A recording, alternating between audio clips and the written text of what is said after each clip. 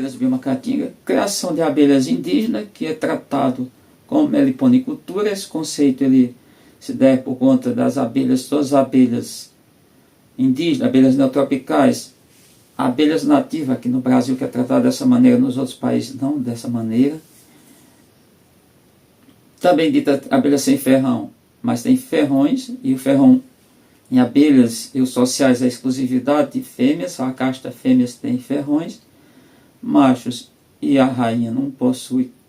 Na verdade, tem uma discussão aí que a ápice tem um ferrão, elas dão umas cutucadazinhas, mas não sei se também é funcional durante todo o tempo.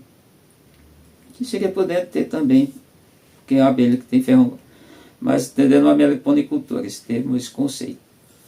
Meliponicultura é uma coisa que requer uma série de coisas que as pessoas não conhecem. Eu vejo toda hora o pessoal me perguntando, e eu vou partir pela questão. Você pode, eu doei 174 colônias e tem duas que eu vou doar, inclusive para uma pessoa provavelmente no mês que vem, que é o aniversário dela, não sei nem o que ela gosta, qual seria o presente. O presente vai ser uma mandaçaia, porque ela tem uma área, tem um sítio, em Morelândia da Terra do Mel, é local distante da sede, que a sede é bem pequenininha, porque o município tem poucos moradores, o município como um todo tem 11 mil moradores, então, inclusive encolheu pelo último censo, pessoas, por que encolheu? Peraí, aconteceu, pessoas deixaram o município, eu sou de lá e estou morando em Petrolina, por uma necessidade de trabalho, etc, adoro Petrolina, não tenho nada o que dizer, defendo Petrolina, se alguém falar mal, não vou brigar, porque eu não sou de briga, mas eu vou ter que me, no caso, revoltar e criticar a pessoa e dizer que não é do jeito que quer falar. O fato que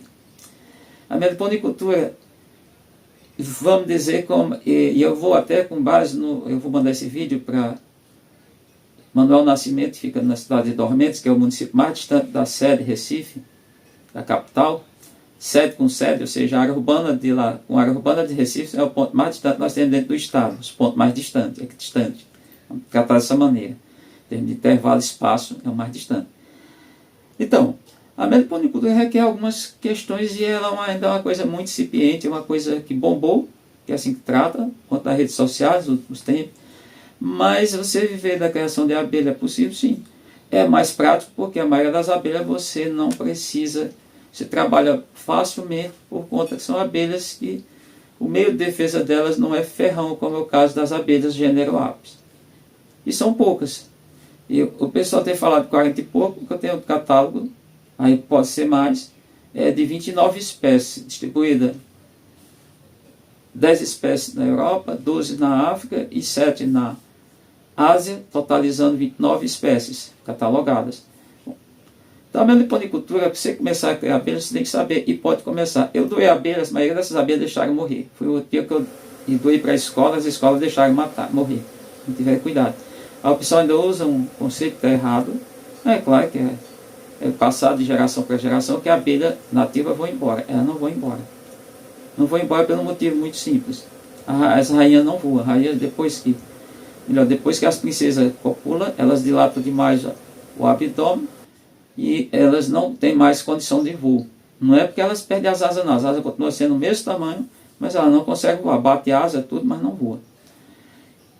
A questão é você saber o que você vai criar, como você vai criar. Primeiro, cuidado com as pessoas que tentam introduzir a abelha em tudo quanto é lugar e te vender a abelha em qualquer lugar, dizendo que a abelha vai bem, usa primeiro esse critério, que é adaptável. Isso é coisa de leigo, a pessoa não sabe nada de nada, principalmente na questão de abelhas. As abelhas, no mundo inteiro, elas têm em locais fixos, locais onde elas, por evolução, elas ficaram ali. Talvez alguns locais, por mudanças drásticas que aconteceu com o planeta, elas até desapareceram. Então, essas abelhas, a gente tem que pensar, uma parte é a questão da produção de mel, é pouco, mas é o mel nobre. Então, a venda, a comercialização, produto das abelhas, basicamente, das abelhas indígenas, é mel e venda de colônia. Então, imagina, uma colônia, ela vai produzir bem manejada da maioria das abelhas, um médio de 1 litro de mel por ano. Só diz que já está aí produzindo litro de mel, eu tenho minhas dúvidas. Que é a abelha mais conhecida no Brasil. Talvez ela produza em termo, aí o extremo, 800 ml. Mas eu acredito que a produção de uma já está aí no ano em torno de meio litro. Estou aqui estimando a média. A que produz mais é a Borá, mas o mel não é apreciável. que ela produz, tem gente dizendo que ela produz uma média de 6 litros de mel por ano. Quando a gente pensa nas abelhas, mandaçaias, todas as mandaçaias que existem são 4. Elas produzem em média 1 litro de mel por ano, bem manejado já teria até 1,6 litro, ou seja, 1.600 ml, ou mililitros, já teria no ano uma abelha. Tem uma abelha aqui que aí não pode contar no intervalo de 1 ano, eu já passei, já estou chegando a 1 litro de mel, e nós estamos no mês de, ainda chegando o 4º mês do ano, início do 4º mês. Então a gente produz nessa abelha, vai dar para coletar, eu acredito que mais de vai chegar até perto de 2 litros esse ano. Mas vocês têm que ver a abelha como que é, mas são casos isolados. As Uruçu, por exemplo, pegar 2 exemplos, a Uruçu, que é a que eu conheço mesmo, em tese, mais assim, saber da produção, que é a Uruçu nordestina, também chamada Uruçu verdadeira Melita scutelaris, que tem no litoral brasileiro, e alguns fora do litoral só no Chapada Diamantina em parte, também em altitude como Garanhuns, não é tão alto assim, mas é montanhoso. A Uruçu cinzenta ou tiúba, que é a Melita fasciculata, e tem a Melita compressa fasciculata também, lá do Maranhão Pará, que também tem uma média de 3 litros de mel por ano, quando bem manejado. Então, assim, para você pensar, produz pouco, então o maior é o produto principal. Depois, colônia. As pessoas pensam que a colônia tem que dar de graça. Hoje, para você vê no Mercado Livre, aí eu vou dar uma referência, não vou buscar lá, mas vê uma caixinha de camadas, por exemplo, pequenininha, de pinos, que é a pior madeira que tem, da mais ordinária que tem. Pode ser bem feita, mas é a mais ordinária, que fica bem claro. Essa caixinha de pinos, que tem problema, como agora você vê esse print aqui, que foi feito na criação de uma abelha de um médico de Juazeiro da Bahia Todos os Santos. Tá bom? E ela completou de barro porque aquela caixa não tem vedação. Se não tem vedação, não adianta você ficar enrolando fita, porque a abelha vai juntar barro. Fazer uma articulação dela, tem gente tentando botar o travo, fazer meio mundo de coisa, que são camadas, são módulos. Para você ter uma ideia, se for de modo correto, como a caixa foi projetada, planejada e feita pelo Portugal Araújo, ainda na década de 1940, faz tempo, muito tempo, ela tem um fundo solto, um anel, o primeiro anel é chamado de ninho, o segundo é sobre ninho, o terceiro é melgueira e uma tampa. São 5 peças. E tem divisória entre essas peças citadas, exceto fundo e tampa da caixa. Bom, então entendam. Essas abelhas, para você criar, você tem que fazer uma caixa. Essas caixas não tem uma padronização, o pessoal nem sabe qual é o tamanho. Por exemplo, da mandaçaia da catinha, que chama aqui mandaçaia da catinha que eu tenho, eu digo que a caixa tem as medidas mínima e máxima. Mínima seria 4 litros, para ficar muito pequeno, até 3,5 litros, mais 4 litros e 6 litros, seria o volume. Já vi caixa com 11 litros e meio. A abelha fica perdendo. Tem uma aqui que tem 8 litros e 8,2 litros, ou seja, 8.200 ml ou mililitros. A abelha até agora está forte para caramba, mas ela não enche. Ela tem cerca, hoje, mais ou menos de 1/5 da caixa, um pouquinho mais. Passa de 1/5, 1/4 da caixa está vazio. E ela está extremamente vedada, hermeticamente vedada, mas ela não consegue completar. Então, essa questão de caixa é importante entender. Entender todo o manejo da abelha. Abelhas nativas, elas estão em oco, em 4 ambientes que a gente pode dizer.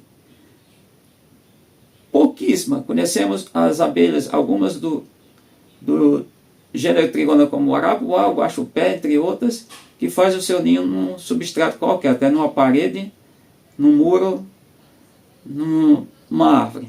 Isso nós conhecemos. Nós conhecemos as abelhas que faz o ninho, outra que faz o ninho pendurado em galhos, na sombra, obviamente, que é a jataí acreana. Poucas espécies vivem no subsolo, são poucas mesmo.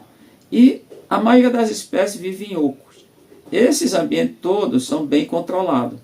Aquela que faz o seu ninho, elas controlam de tal maneira o revestimento, de uma maneira que vai impedir a questão de alterações de temperatura do ambiente. Por quê? Porque os bichos são ectotérmicos. Todos os animais podem ser classificados em endotérmico, no ano passado chamava miotérmico, que são só 2 tipos, aves e mamíferos, temperaturas ideais a 38 graus Celsius e mamífero 37 graus Celsius. Os demais são ectotérmicos, que no passado chamava pecilotérmico. Não tem mais esses conceitos, já está atrasado, já tem uns 40 anos que foi alterado. O fato é que, se a temperatura do ambiente muda, a temperatura do animal também muda. Eles têm medida de proteção, os animais que não têm um local ali fixo, como é o caso das abelhas sociais, formam seus ninhos nos ovos, eles se deslocam para um local que o conforto térmico está mais agradável. Se esquentar demais, se esfriar demais, faz a mesma coisa. No caso das abelhas, a medida é ter um ambiente hermeticamente fechado, onde pode olhar a entrada de abelhas, de um modo geral, é muito pequena. Exceto o arapuá, guaxupé, a boca de sapo, até certa maneira, mas não é grande. Por quê? Porque eles controlam toda a questão interna, com efeito externo, ali. Então não pode ser uma coisa que varia muito a temperatura. Por isso vocês viram aquele vídeo aqui do lado, mostrando o bicho ali, por conta de falta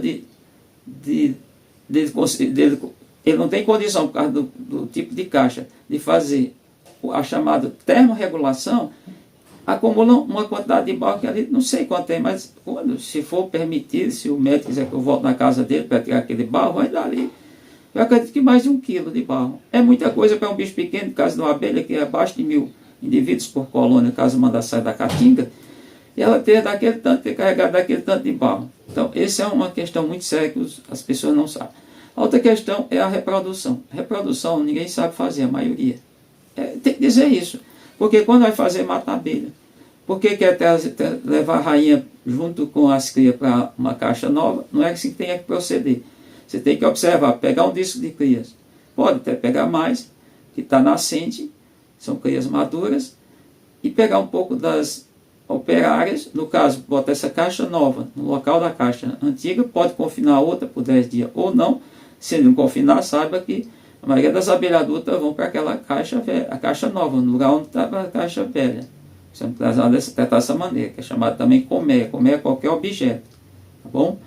Então, tem essa questão. A outra coisa é que as pessoas não sabem alimentar as abelhas. Bota alimento de qualquer jeito, de qualquer quantidade, não é dessa maneira. Você tem que alimentar bem pouquinho. Quando eu começo com a abelha, o que eu boto com a abelha, tamanho que for, no início, no primeiro dia que eu fiz a multiplicação, é tipo uma tampa de garrafa PET de alimento. Depois eu vou aumentando aos poucos. E depois eu paro de alimentar.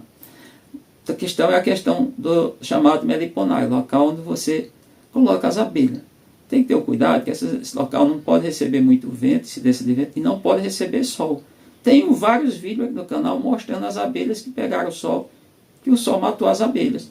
Por quê? Porque a caixa, apesar da madeira, de saber que madeira, vidro, lã, espuma, outros materiais são isolante térmico, eles são isolante térmico até certo ponto, mas ainda que a espessura da madeira seja de 4 centímetros, se pegar muito sol lá dentro da caixa, vai vir uma estufa. Isso tem que ficar muito preciso, muito claro para todo mundo. Então, mas pode pegar o sol até no horário, certo horário. De manhã, não recomendo, mas se for muito cedo. Por exemplo, só para você ter uma ideia, eu já fiz aqui o teste, deixei uma caixa, propositalmente, ela pegava sol até no máximo 8h30, chegava a 9 horas. O que as abelhas fizeram? A caixa santa, essa caixa pequena. O comprimento dela inteira é 42 centímetros. As abelhas recuaram com o ninho, com o alimento, para o terço posterior. Ou seja, o que eu faço foi numa extremidade da caixa. Então, ao acesso das abelhas, elas recuaram só ocuparam um terço o tempo todo. Não é que eu botei a caixa na sombra, a primeira coisa que elas trouxeram o ninho mais para metade, depois para perto da entrada, do acesso das abelhas, entrada e saída.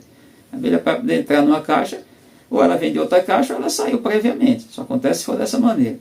Então esses cuidados precisa ficar bem claro, que muita gente não está sabendo fazer, gente.